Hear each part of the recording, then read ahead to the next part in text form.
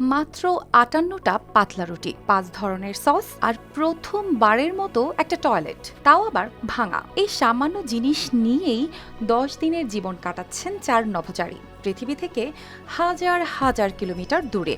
শুনতে বিষয়টা ছোট মনে হলেও বাস্তবটা একদম আলাদা। কারণ এই যাত্রা শুধু চাঁদের চারপাশে ঘুরে আসে না, এটা যেন একটা বন্ধ ঘরের ভেতর বেঁচে থাকার অভিজ্ঞতা, যেখানে ৪ জন মানুষ আর চারপাশে শুধু নিঃশব্দ মহাকাশ।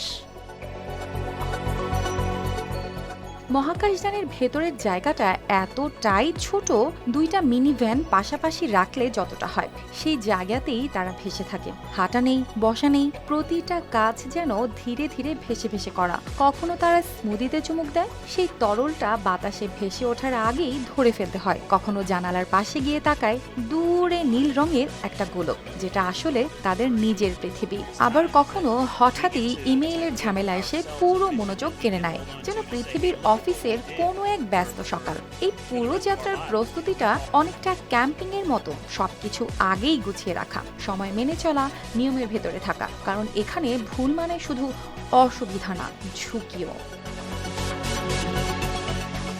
কিন্তু পরিকল্পনা যতই নিখুঁত হোক, বাস্তব সবসময় নিজের মতো করেই আসে। যেমন হঠাৎ করেই নষ্ট হয়ে যায় সেই একমাত্র টয়লেট। ছোট একটা বিষয় মনে হলেও এই সংকীর্ণ জায়গায় সেটাই হয়ে ওঠে সবচেয়ে বড় সমস্যা। পরে সেটি ঠিক করা হয়, আর তখন যেন সবাই একটু স্বস্তি ফিরে পায়।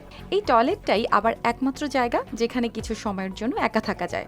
চারপাশে যখন সবসময় একই মানুষ, একই দেয়াল, তখন এই ছোট্ট নির্জনতাও অনেক বড় হয়ে ওঠে। ঘুমও এখানে আলাদা একটা অভিজ্ঞতা। দেয়ালের সঙ্গে বাঁধা স্লিপিং ব্যাগে শরীর আটকে রেখে ঘুমাতে হয়, যাতে কেউ ভেসে না যায়।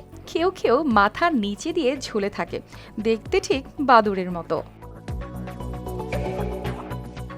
প্রতিদিন ব্যায়াম করতে হয় শরীরকে ঠিক রাখার জন্য, কারণ এখানে মধ্যাকর্ষণ নেই। শরীর ধীরে ধীরে নিজের শক্তি হারাতে থাকে। তবুও এই কঠোর নিয়মের ভেতরেও কিছু মুহূর্ত আছে যেগুলো একেবারেই আলাদা।